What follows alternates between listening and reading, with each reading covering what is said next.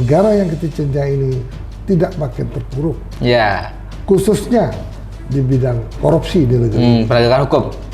Masalah-masalah hukum di negeri sangat luar biasa. Ya. Dinamikanya sangat membuat orang bertanya-tanya, sehingga perlu kiranya ada pemimpin-pemimpin baru yang lebih hebat dari pemimpin yang sebelumnya. Ya. Diasumsikan di makna tersirat juga dikatakan bahwa Golkar ini sedang mempersiapkan juga nama Khofifah untuk menjadi cawapres Pak Prabowo. Apakah pemilihan cawapres yang tepat ini mampu merubah negeri ini menjadi negeri yang lebih baik? Nah, itu pertanyaannya. Mampukah nanti presiden yang akan datang menempatkan orang-orang yang profesional, tidak berafiliasi di dalam politik?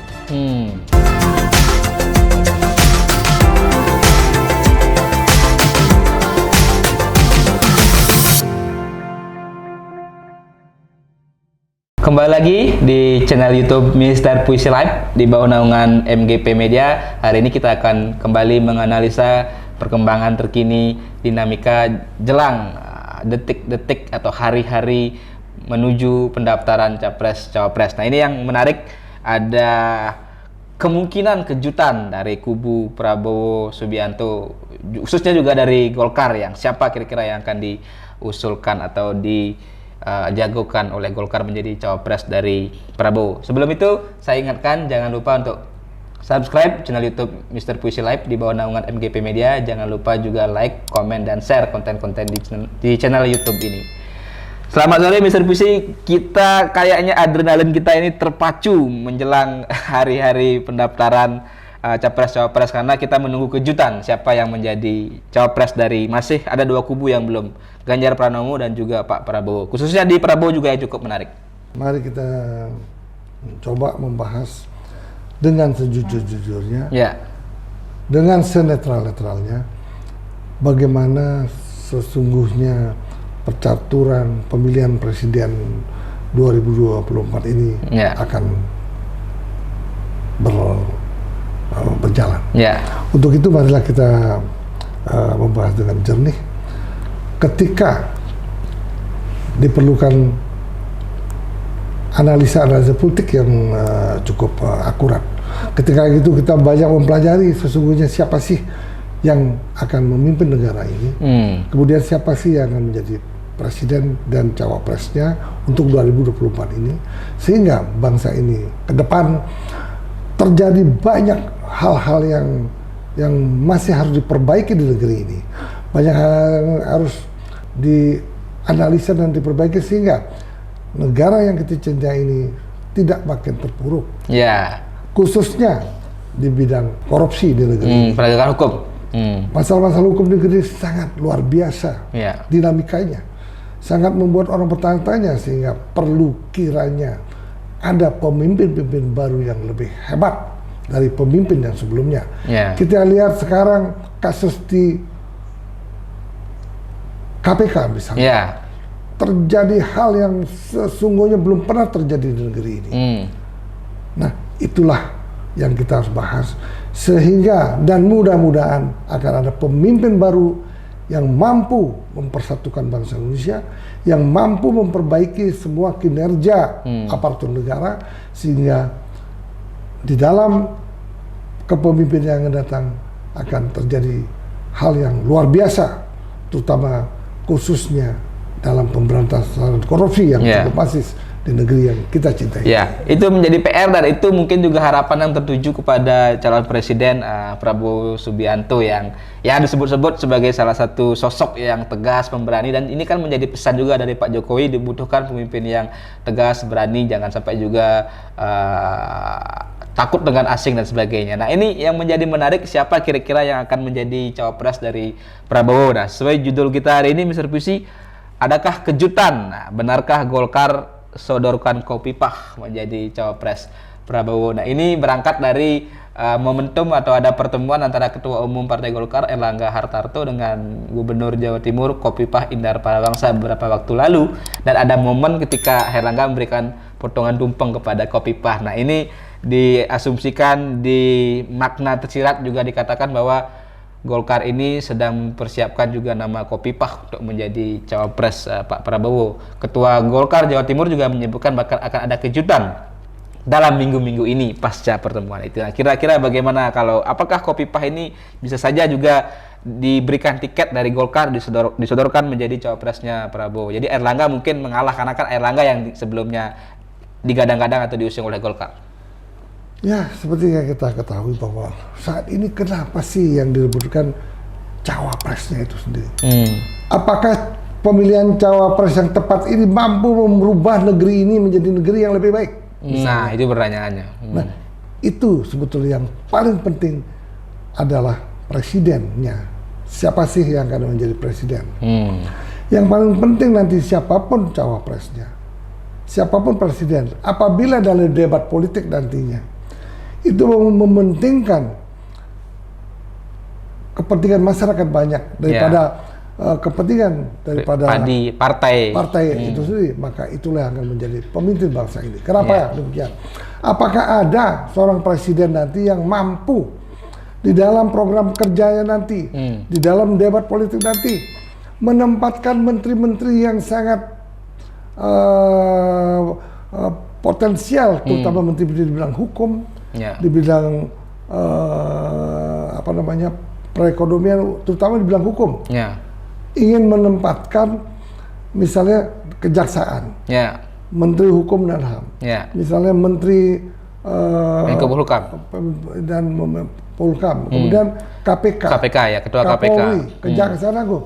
Mampukah nanti presiden yang akan datang menempatkan orang-orang yang profesional, tidak berafiliasi di dalam politik koalisinya? Kalau itu yang mampu diperdebatkan oleh pemimpin kita, percayalah dia pasti akan dipilih menjadi presiden Republik Indonesia. Bukan karena pemilihan wapres ataupun cawapres yang benar, sehingga dia akan diusung oleh rakyat Indonesia menjadi presiden RI. Oke, jadi tadi kan sebenarnya kuncinya adalah visi misi, gagasan, program, termasuk apa yang bisa ditawarkan untuk melakukan perubahan khususnya di bidang penegakan hukum yang masih carut-marut, kan begitu Mr. Visi. Nah, tapi ketika kita bicara harapan itu tentu juga tertuju kepada sosok siapa di balik capres dan cawapres ya. Ini kan karena satu paket. Saya sepakat presiden mempunyai kewenangan, bahkan ada yang menyebut cawapres itu hanya ban serep, kan begitu. Tapi dalam konteks kontestasi mereka adalah satu pasang, dan tentu harapannya cawapres bisa memberikan kemenangan atau sokongan elektoral. Nah, kalau kita bicara Khofifah, jika memang nanti Golkar mungkin misalnya menyodorkan nama Khofifah, apa yang bisa lihat dari seorang Khofifah? Seorang Khofifah sangat potensial untuk dijadikan cawapresnya Pak Prabowo. Tetapi mungkin kurang pas bila dijadikan cawapresnya Pak Ganjar Pranowo. Karena apa? Yang dibutuhkan Pak Prabowo adalah kekuatan di Jawa Timur. Artinya kekuatan NU di Jawa Timur. Sedangkan yang dibutuhkan oleh Pak Ganjar kekuatan pemilih Jawa Barat. Nah, itu yang sangat menjadi pertimbangan daripada calon presiden masing-masing. Siapa sih yang paling pas untuk jadikan cawapresnya?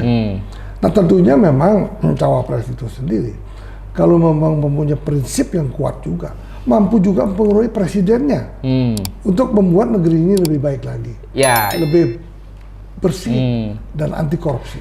Mungkin bicara itu tadi juga saya singgung bahwa cawapres atau capres, cawapres ya, wapres atau wakil presiden selama ini kan dipersepsikan sebagai ban serep. Tapi kita punya pengalaman bahwa wapres itu sebenarnya bisa memberikan perimbangan ketika dalam konteks posisi Yusuf Kalla misalnya, ketika dengan Pak SBY di periode pertama Pak Yusuf Kalla menjadi wapres, kemudian berikutnya menjadi wakil presiden Pak Jokowi ketika Pak Jokowi periode pertama. Waktu itu kan disebut-sebut posisi Yusuf Kalla ini begitu kuat dalam hal juga khususnya di bidang ekonomi. Nah, bagaimana Pak Mr. Puisi melihat apakah nanti ke depan pasangan capres-cawapres mungkin ada yang seperti SBY dengan JK atau Jokowi dengan JK yang keduanya punya porsi perannya masing-masing? Ya, memang itu sangat dibutuhkan, makanya diperlukan cawapres juga yang berani, berani mengusulkan, berani berdiskusi, dan berani juga mengusulkan sesuatu yang baik. Apabila misalnya keputusan ataupun kebijakan presiden yang kurang pas, nah maka diperlukan juga cawapres yang cukup potensial dan cukup berani. Bukan presiden saja yang harus berani, cawapresnya juga harus berani. Ya. Demi bangsa yang kita cintai ini. Ya, jadi Siapa yang paling berani misalnya? Kita lihat, coba katanya ada empat nama yang di, sedang digodok di internal koalisi Pak Prabowo, Indonesia Maju ya. Nah, itu siapa kira-kira itu? Nah, dan siapa yang paling pas dan siapa yang paling berani mendobrak negeri ini sehingga menjadi negeri yang mampu lebih baik dari sebelumnya? Ya, ada 4 nama yang disebutkan. Salah satunya ada tadi ada Khofifah, kemudian ada ya disebut juga ada Erick Thohir, masih ada Pak Erlangga gitu. Ya.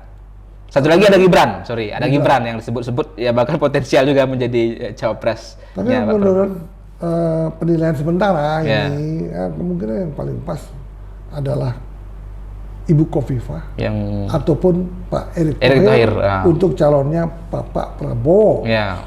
Tetapi untuk Pak Ganjar yang paling pas adalah Pak Mahfud MD maupun Pak Sandiaga Uno atau Ridwan Kamil kalau ingin suara Jawa Barat kan begitu. Nah, di samping itu dia bisa memecah suara Golkar ya di Pak Prabowo. Nah, ini akan menarik. Saya membayangkan begini Mr. Visi, jika memang benar misalnya Golkar bernegosiasi, kemudian Erlangga mampu menurunkan egonya, tidak ngotot ingin menjadi cawapres, Golkar menyodorkan Khofifah. Kemudian Ganjar, PDIP menarik Ridwan Kamil. Ini kan jadinya dua kader Golkar ada di dua kubu yang berbeda, atau dua orang yang diafiliasikan dengan Golkar berada di kubu yang berbeda. Ya tidak masalah, karena kalau Pak Ridwan Kamil kan baru, bisa pindah nggak masalah, karena mereka bukan kader Golkar dari awal. Lama ya, baru bergabung setahun 2 tahun ini. Nah, itulah yang menyebabkan kemungkinan itu bisa terjadi. Memang udah sering juga disebut oleh Sekjen PDI Perjuangan bahwa Pak Ridwan Kamil itu sangat potensial apabila bergabung dengan Pak Ganjar.